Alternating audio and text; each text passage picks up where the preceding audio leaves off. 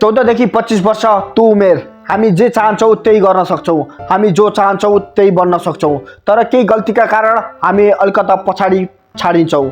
आज म तपाईहरुलाई ती गल्तीहरू बताउने छु जुन गल्तीहरू गर्नबाट बाँच्न सकिन्छ, जसका कारण हजारौं मानिसहरूको भविष्य बर्बाद भएको छ। तपाईहरु यी गल्तीहरू गर्नबाट जोगिन र महान व्यक्ति बन्न पाइला चाल्न सक्नुहुन्छ। पहिलो गल्ती भनेको आफ्नो सपना नपछ्याउनु हो। एक पटक एक वैज्ञानिकले एउटा सर्वेक्षण गरेका थिए जसमा उनीहरूले 40 वर्ष नागेका 60 जनालाई सोधे, जीवनमा सबैभन्दा पछुतो के कुरामा लाग्छ? पछुताउनेहरूमध्ये 45 जनाले भने कि आफूलाई सबैभन्दा बढी पछुता भनेको आफूले गर्न चाहेको आफ्नो सपना पूरा गर्न कहिले खोजिएन, यानि कि प्रयाससम्म पनि गरिएनन्। तपाईले कथा सुन्नु भएको होला जहाँ दुई जना, एउटा 5 वर्षको र अर्को 12 वर्षको भाइ खेल्दै जंगलमा पस्छन् र ठुलो भाइ अचानक इनारमा खसेपछि भित्रै चिच्याउन थाल्छ।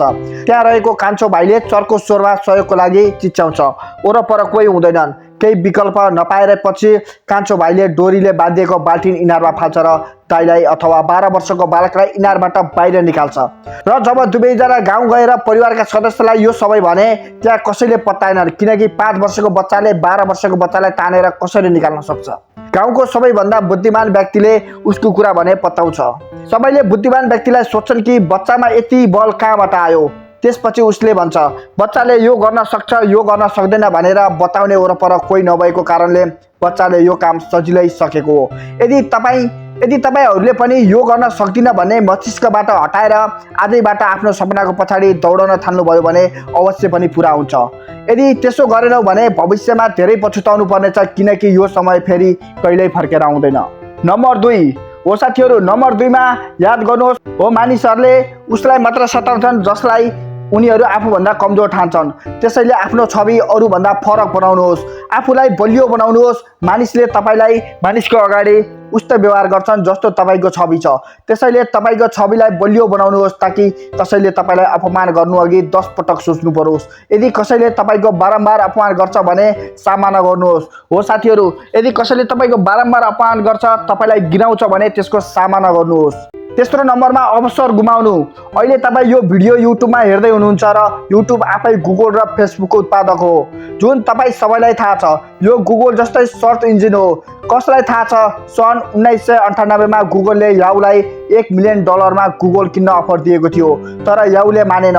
सन् 2004 मा गुगलले फेरि याहुलाई $4 मिलियन मा किन्ने प्रस्ताव राख्यो, तर याहुले $3 मिलियन को काउन्टर अफर दियो। त्यसपछि सन् 2006 मा याहुलाई $1 अरब मा फेसबुक किन्न अवसर आएको थियो, तर यहाँ पनि याहुले $8.5 करोड अफर गर्यो। यदि याहुले यी अवसर नगुमाएको भए आज 1 ट्रिलियन कम्पनीको मालिक हुन्थ्यो। यदि तपाई कतै अवसर देख्नु भएको छ भने यसलाई जान नदिनुहोस् र यसको फाइदा लिनुहोस्, किनभने तपाईलाई थाहा छैन कुन अवसरले तपाईको जीवनमा परिवर्तन ल्याउन सक्छ। नम्बर 4 समय बर्बाद गर्नु हो।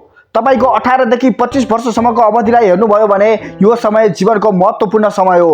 यो समयमा बाटो बिराउनु भयो भने कहिले आफ्नो उद्देश्य पूरा गर्न सक्नुहुन्न, किनकि तपाई स्वतन्त्र हुनुहुन्छ। तपाईसँग धेरै जिम्मेवारीहरू छैनन्। तपाईले कसैको बारेमा चिन्ता लिनु पर्दैन। गर्लफ्रेन्ड बॉयफ्रेन्ड बनाउने चक्करमा आफ्नो अमूल्य समय खेर नफाल्नुहोस्। यो समयमा मन कतै नडुलाई आफ्नो सपना पूरा गर्ने बाटोमा लाग्नुहोस्। पहिला यो जब गर्छु, अलिअलि पैसा कमाएर बिजनेस गर्छु भन्नुभयो र 25 वर्षसम्म जागिर नै गरिरहनु भयो भने 25 वर्षपछि तपाईमा धेरै तनाव आउँछ। घर परिवारको जिम्मेवारीले त्यो जागिरको लत बाहिरबाट निस्कन सक्नुहुन्न।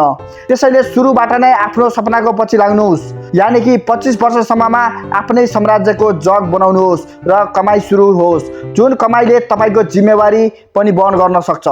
धेरै जसो मानिसहरू आफ्नो समय पार्टी गर्न र खेल खेल्नमा खर्च गर्छन् र केही घण्टा सोशल मिडियामा बिताउँछन्, जुन ऊर्जाको उपयोग गर्दै उनीहरू आफ्नो जीवनमा धेरै परिवर्तन गर्न सक्थे।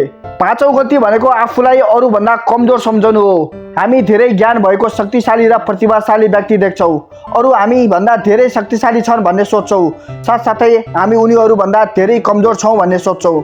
तपाई सारा संसार घुम्नुहोस्, हरेक मान्छेमा केही न केही पक्कै पाउनुहुनेछ जो तपाईभन्दा राम्रो छ र हरेक मान्छेमा केही हुनेछ जुन तपाईँभन्दा खराब छ।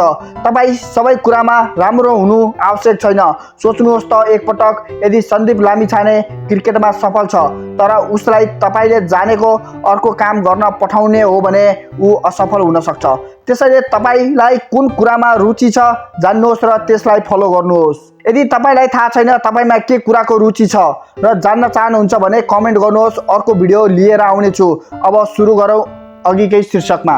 यदि तपाईँमा केही न केही कुरामा सक्षम हुनुहुन्छ भने अलिकति कमजोर पनि हुनुहुन्छ। त्यसैले यी ससाना कारणले आफूलाई कमजोर नठान्नुहोस्। कमजोर तपाईँ होइन, तपाईँको सोच हो। तपाईँ जागिर खान खोज्नु भएको छ कि विदेश जान खोज्नु भएको छ कि नेपालमा नै बिजनेस गरेर आफ्नै साम्राज्य बनाउने सोच्नु भएको छ?